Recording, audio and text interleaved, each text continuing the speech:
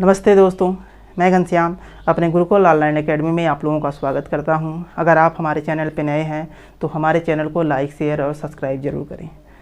आज हम भारत में होने वाली कुछ परियोजनाएं हैं या परियोजना कब से चालू हुई थी उसके बारे में चर्चा करेंगे। तो उसके पहले हम आपसे उम्मीद करते हैं कि आप अपने टारगेट पे लगे हुए होंगे और अपने एक परीक्षा एग्ज़ाम को ध्यान में रखते हुए आप अपने पेपर को सॉल्व करते होंगे। और आप जब तक अपने सब्जेक्ट के प्रति कड़ी मेहनत नहीं करेंगे तो तब तक आपका सिलेक्शन कहीं ना कहीं आपसे दूर रहेगा।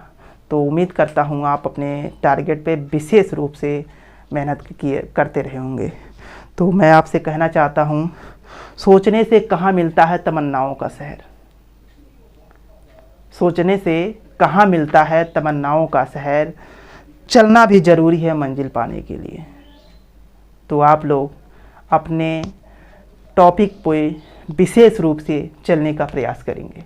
आज हम आप लोगों के सामने बहुउद्देशीय परियोजना को लेकर आए हैं और आपसे उम्मीद करता हूं आप लोग इसको बेहतरीन तरीके से समझेंगे और इसको नोट करेंगे और आपके जो एग्ज़ाम में बनने वाले प्रश्न हैं इससे आप सॉल्व करेंगे। जो बहुउद्देशीय परियोजना का सबसे पहले शुरुआत जवाहरलाल नेहरू के द्वारा लाया गया था कि वह सोचे कि अगर इस परियोजना पे कार्य किया जाए तो हमें विशेष रूप से कहीं ना कहीं कुछ विशेष लाभ होगा। और उनके द्वारा ये मुहिम लाई गई कि जितने भी नदी हैं उस पे बांध को बना के उस पे बाढ़ का नियंत्रण किया जाए और उससे और अनेक प्रकार के लाभ किया जाए। सबसे बड़ा जो लाभ था पनबिजली उत्पादन करना। तो यह जो सबसे पहले जो परियोजना थी, हमारी झारखंड राज्य में एक नदी है दामोदर नदी। झारखंड राज्य में एक नदी है दामोदर नदी। उसी नदी पर दामोदर घाटी परियोजना के नाम से लाया गया था। और जब ये लाया गया तो इससे लोगों ने देखा कि ये एक पंथ से बहुत से कार्य होते हैं, इसीलिए इसको लोगों ने विशेष रूप से नाम दिया बहुउद्देशीय परियोजना। यानी कि इसका मतलब बनता है कि एक कार्य से हमें बहुत से लाभ की प्राप्ति होती है। जैसे कि हमें बिजली का उत्पादन करना, जो बाढ़ नियंत्रण वाले क्षेत्र हैं उस पर रोकना, मछली का उत्पादन करना तथा नौका विहार तथा अनेक प्रकार के टूरिस्ट विजन को बढ़ावा देना। इसीलिए इसका नाम जो है बहुउद्देशीय परियोजना के नाम से जाना जाता है। तो आप लोगों से एक प्रश्न बनता है कि क्या नाम है, सबसे पहले जो बहुउद्देशीय परियोजनाओं को लाने का कार्य किस नदी पर लाया गया था? तो आप लोग बताएंगे दामोदर नदी पे। कौन सी परियोजना थी? तो दामोदर नदी घाटी परियोजना। जब यह इस उद्देश्य अनेक प्रकार के जो लाभ प्राप्त होने लगे तो जवाहरलाल नेहरू इस पे, जो भारत के प्रथम प्रधानमंत्री थे, उन्होंने कहा यह जो परियोजना है यह आधुनिक भारत का मंदिर है। यह एक विशेष प्रकार का यहाँ से लाभ प्राप्त होने वाला एक क्षेत्र है। और इनकी लाइनिंग एक बार प्रश्न पूछा था कि आधुनिक भारत का मंदिर किसने कहा था? तो आप लोग उसका आंसर बताएंगे पंडित जवाहरलाल नेहरू। फिर जो बहुउद्देशीय परियोजना से कुछ महत्वपूर्ण परियोजनाएं हैं उस पर हम चर्चा करेंगे, जिसमें से पहला जो हमारा जो परियोजना है हीराकुंड बांध परियोजना। यह जो हीराकुंड बांध परियोजना है यह दुनिया का सबसे लंबा परियोजनाओं में से एक है। लंबा की बात कर रहे हैं, ना कि ऊंचा की, आप ध्यान रखिएगा। यह जो है दुनिया का सबसे लंबा परियोजनाओं में से एक है। जो महानदी, उड़ीसा की एक नदी है जो वहाँ पर एक नदी है महानदी, उस नदी पर बनाया गया था। और आप लोगों से ये भी प्रश्न पूछता है कि जो हीराकुंड बांध है किस राज्य में बनाया गया था? तो आप लोग बताएंगे उड़ीसा नदी।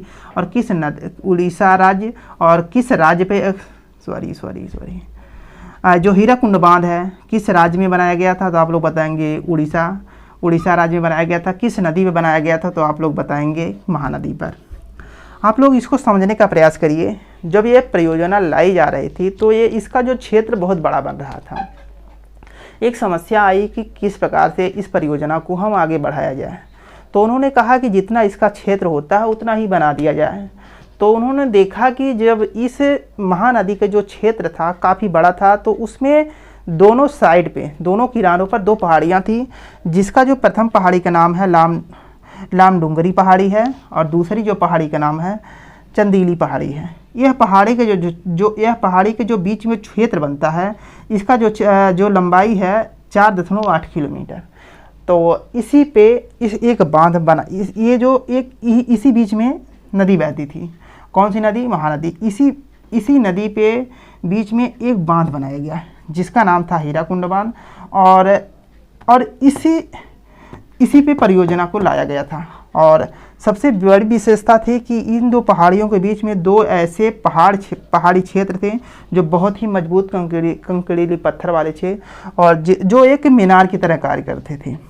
पहला का नाम गांधी मीनार था और दूसरा का नाम नेहरू मीनार रखा गया था। और इसी दो मीनारों के बीच में इस परियोजना को लाया गया, इसको बांध को बनाया गया। और इसका जो लंबाई है 4.8 किलोमीटर है, और इसकी जो ऊंचाई बनती है तल से तो लगभग 61 मीटर। और जो यहाँ पर एक बहुत बड़ा, जब ये बन के तैयार हो गया तो इस वाले क्षेत्र में एक बहुत बड़ी झील का निर्माण हुआ, और उस झील का जो निर्माण जो होता है वो हीराकुंड झील के नाम से जाना जाता है। यह जो झील है मानव के द्वारा सबसे बड़ी निर्मित झील है, भारत की मानव निर्मित सबसे बड़ी झील है। तो इसकी कुछ विशेष तत्व हैं, इसको देखने का प्रयास करेंगे। विशेष तत्व, यह बांध विश्व का सबसे बड़ा और सबसे लंबा बांध है। आप लोगों से प्रश्न पूछेगा कि विश्व का सबसे बड़ा या सबसे लंबा बांध कौन है, तो आप लोग बताएंगे क्या नाम है? हीराकुंड बांध। तो हीराकुंड की झील एशिया की सबसे बड़ी मानव निर्मित झील है। जो मैंने अभी बताया ना, ये जो जहाँ झील बनती है यह एशिया की सबसे बड़ी मानव निर्मित झील है। और जो हीराकुंड परियोजना पर हीराकुंड के अलावा दो और बांध हैं, जिसका नाम है टिक्कर पाड़ा बांध और दूसरा नजारा बांध। इस दोनों बांध को कई बार एग्जाम में प्रश्न पूछता है कि यहाँ पर हीराकुंड बांध के अलावा वहाँ पर छोटे छोटे कौन से बांध हैं, तो आप लोग बताइएगा टिक्कर पाड़ा बांध और एक नजारा बांध। और इसके बनाने का जो मुख्य उद्देश्य था बाढ़ का नियंत्रण करना और विद्युत का उत्पादन करना। आपसे उम्मीद है कि आप लोगों को ये टॉपिक समझ में आई होगी और आप लोग इसको नोट करते चल रहे होंगे। आप लोग इसको नोट करिए या स्क्रीनशॉट मार के रखिए। उसके बाद आगे बढ़ते हैं। मैंने बताया कि क्या नाम है, विश्व का सबसे बड़ा या सबसे लंबा बांध कौन है, तो आप लोग बताएंगे हीराकुंड बांध।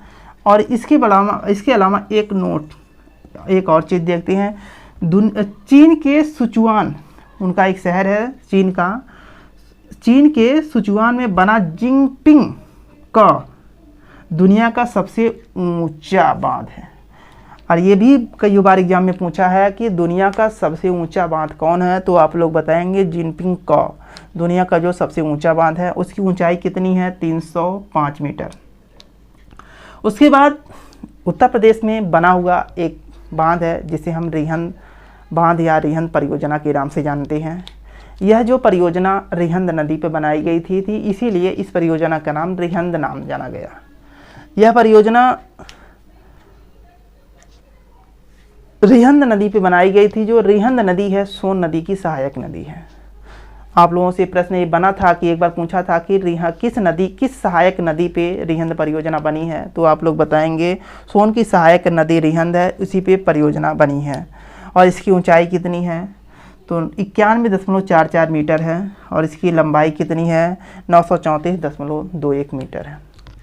इस प्रकार हमारी दो परियोजनाएं पूर्ण होती हैं और आपसे उम्मीद है कि इस परियोजना को आप लोग नोट करेंगे और बेहतरीन तरीके से आप इसको समझे होंगे।